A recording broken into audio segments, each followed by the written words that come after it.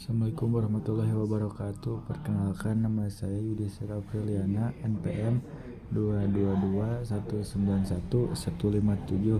Sini saya akan memaparkan rangkuman perkembangan peserta didik. Yang pertama, tujuan pembelajaran TPD. Perkembangan peserta didik bertujuan untuk mengembangkan kemampuan mahasiswa memahami hakikat pertumbuhan dan perkembangan peserta didik mulai sejak usia dini, sekolah dasar, menengah, dan dewasa.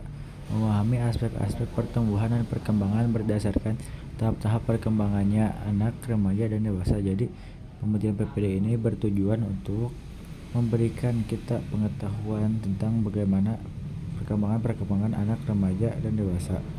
Lalu pertumbuhan adalah perubahan yang terjadi pada suatu objek yang sifatnya cenderung terbatas, tapi bisa diamati secara langsung menggunakan indera. Jadi seperti pertumbuhan itu pertumbuhan tinggi badan, pertumbuhan ya besar kecilnya yang berubah, asalnya besar jadi kecil, yang tinggi yang pendek jadi tinggi, dan kayak gitu. Lalu ada perkembangan semua aspek yang berubah pada objek sebenarnya disebut dengan perkembangan. Jadi misalnya orang yang awalnya tidak bisa membaca terus bisa membaca, itulah perkembangan. Dan perkembangan juga tidak dapat diukur oleh satuan atau apa itu ya. Jadi perkembangan seperti orang yang tadinya tidak bisa menjadi bisa. Terus perkembangan dan pertumbuhan itu selalu berkaitan. Di mana ada perkembangan pasti ada pertumbuhan, dan di mana ada pertumbuhan biasanya juga ada perkembangan. Dan semua perkembangan ini adalah yang bersifatnya objek. Jadi tidak ada kayak tadi misalkan tinggi 150 jadi 170. Perkembangan itu diukurnya tidak seperti itu, tidak ada nilai angka. Lalu peserta didik. Apa sih itu peserta didik? Peserta didik adalah anggota masyarakat yang berusaha mengembangkan potensi diri melalui proses pembelajaran yang tersedia pada jalur jenjang dan jenis pendidikan tertentu. Jadi peserta didik itu adalah anggota masyarakat yang berusaha mengembangkan potensinya. Jadi orang-orang yang berusaha mencari ilmu, meningkatkan potensi diri, itulah peserta didik. Faktor-faktor yang mempengaruhi perkembangan. Yang pertama adalah nutrisi. Baik buruknya kita mengkonsumsi nutrisi akan berpengaruh pada bagus atau buruknya sebuah perkembangan orang tersebut. Lalu lingkungan. Baik buruknya lingkungan itu akan mempengaruhi bagaimana kualitas perkembangan individu tersebut. Apakah lingkungannya baik atau buruk, itu juga berpengaruh sekali. Lalu ada faktor biologis. Faktor biologis itu seperti dari DNA orang tuanya, yang biasanya orang tuanya cerdas dengan orang tuanya yang kurang cepat memahami materi, itu akan berbeda. Lalu aktivitas fisik. Orang yang cenderung sering melakukan aktivitas fisik seperti berolahraga akan berbeda dengan orang yang rebahan, diam di rumah dari perkembangannya. Tapi ada juga tercangkup ada faktor yang lainnya. Lalu psikologis. Kondisi psikologis itu juga sangat berpengaruh. Jadi orang-orang yang awalnya jadi tekanan batin di rumahnya itu akan berbeda dengan orang yang bahagia gitu, kelihatannya dari raut wajah dan tinggi badan orang tersebut juga biasanya atau besar kecilnya juga terlihat. Yang ngebatin yang psikologisnya kurang baik, seperti apa yang baik pasti bagus lah gitu ya. Jadi perkembangan itu banyak faktor pendukungnya, jadi tidak semata-mata hanya berjalan saja gitu atau perkembangan itu. Jadi sangat berpengaruh ya ini yang 5 ini buat perkembangan setiap orang.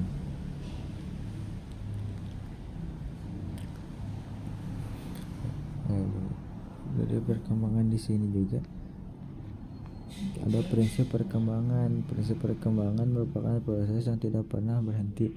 Semua aspek perkembangan saling mempengaruhi. Perkembangan mengikuti pola atau arah tertentu. Setiap fase perkembangan mempunyai ciri khas. Setiap individu normal akan mengalami tahapan atau fase perkembangan. Perkembangan terjadi pada tempo yang berlainan. Lalu ciri umum perkembangan. Ciri umum perkembangan terjadinya perubahan dalam aspek fisik dan psikis. Jadi fisiknya itu juga yang perkembangan itu ya jadi bagus gitu.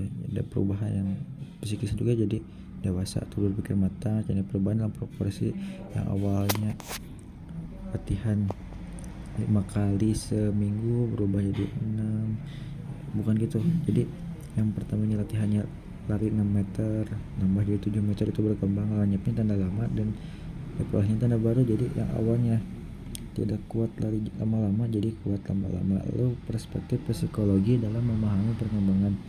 Yang pertama, perspektif behaviorisme dikemukakan oleh Thorndike dan Skinner. Perkembangan perilaku manusia akibat adanya interaksi antara stimulus dan respon. Jadi di sini itu menurut dia di mana ada stimulus harus ada respon. Lalu perspektif kognitif. Perkembangan manusia melibatkan proses pengenalan yang bersifat kognitif, yaitu proses yang didasarkan atas mekanisme biologis perkembangan sistem saraf. Dan menurut dia itu yang paling penting itu perkembangan biologis dan perkembangan sistem saraf, seperti itulah. Lalu perspektif humanisme menurut Kolb, teori ini sangat mementingkan isu yang dipelajari daripada proses belajar itu sendiri. Lalu tahap perkembangan menurut Jean Piaget, tahap sensori motor anak 0-12 tahun. Tahap ini dikendalikan oleh perasaan dan aktivitas fisik. Jadi si anak itu cuma fokus pada perasaannya dan apa yang dilakukan oleh papan motor. Itu tahap profesional anak 2-7 tahun. Jadi pokok perkembangan pada penguasaan simbol termasuk simbol perba dan mulai berkembangnya konsep intuitif. Jadi si anak itu seperti orang tuanya ngomong panjang lebar jangan bakal paham.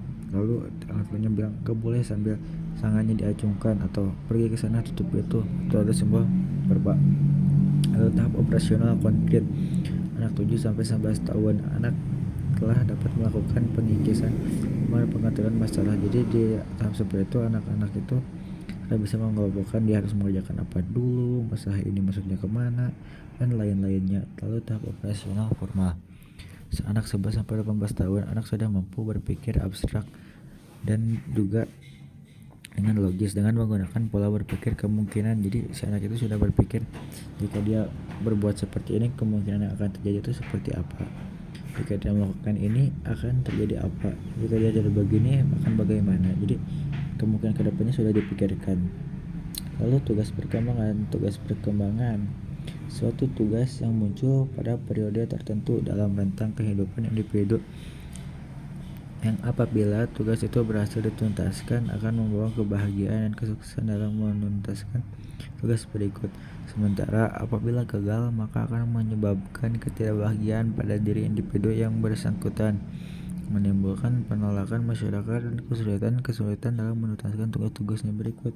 Jadi orang yang dapat menyelesaikan tugas perkembangan dari awal itu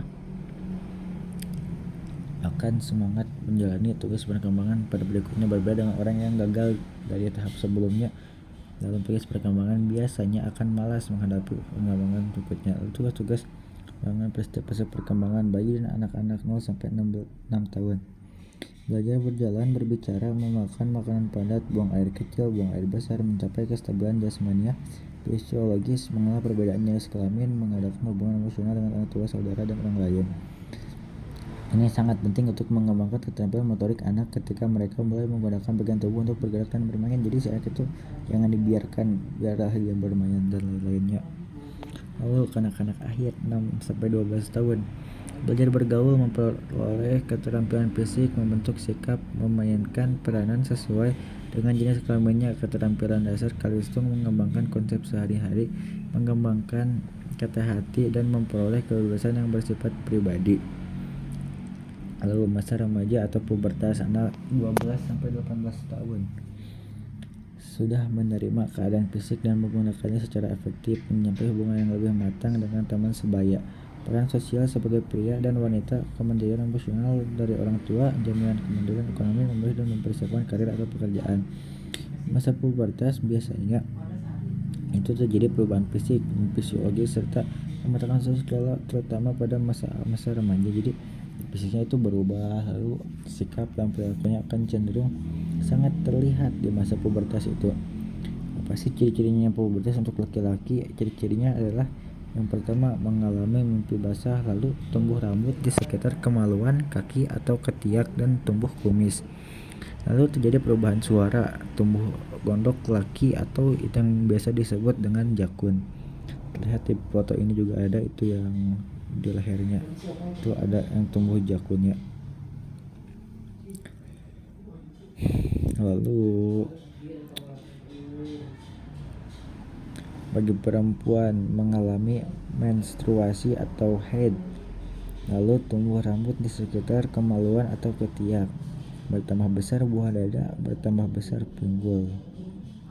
Lalu faktor pengaruh penguasaan tugas perkembangan. Namun demikian, tidak setiap individu berhasil dalam menguasai tugas-tugas perkembangannya karena ada beberapa faktor yang mempengaruhi hal itu, yaitu faktor internal dan faktor eksternal. Jadi tidak semua individu mampu menyelesaikan penguasaan terhadap perkembangan tersebut. Ada yang individunya bisa tapi tidak didukung. Lalu permasalahan dalam tugas-tugas perkembangan. Sebagai kita calon pendidik, kita pasti akan menghadapi peserta didik yang sulit atau lama memahami suatu materi, lalu peserta didik yang kurang atau tidak pandai, lalu peserta didik yang nakal, peserta didik yang malu, peserta didik yang kurang memiliki motivasi dalam belajar. Lalu peranan guru dalam memfasilitasi perkembangan peserta didik. Guru sebagai pelaku utama dalam implementasi dan peranan program pendidikan di sekolah. Guru dituntut untuk memiliki pemahaman dan kemampuan tentang kompetensinya sebagai pendidik. Jadi si guru ini harus sudah paham bagaimana cara dia mendidik ke orang yang seperti ini, harus bisa menyesuaikan, mentransfer ilmu semaksimal mungkin. Dan sebagai guru itu sebenarnya tidak gampang. Lalu gaya mengajar menurut Triesman, konklusif, cerewet, humor, suka berteriak, ngefreak, mengganggu suasana, coach, tampil seperti atlet, quiet one, tenang sungguh-sungguh, entertainer, banyak leluconnya, sekular, interaksi secara formal, akademik, sang pengetahuan atau gagasan. Jadi gaya mengajar itu pasti berbeda-beda ya, kalian bisa milih yang mana. Sekarang sudah waktunya mengakhiri presentasi ini. Maaf bila banyak kesalahannya. Wassalamualaikum warahmatullahi wabarakatuh.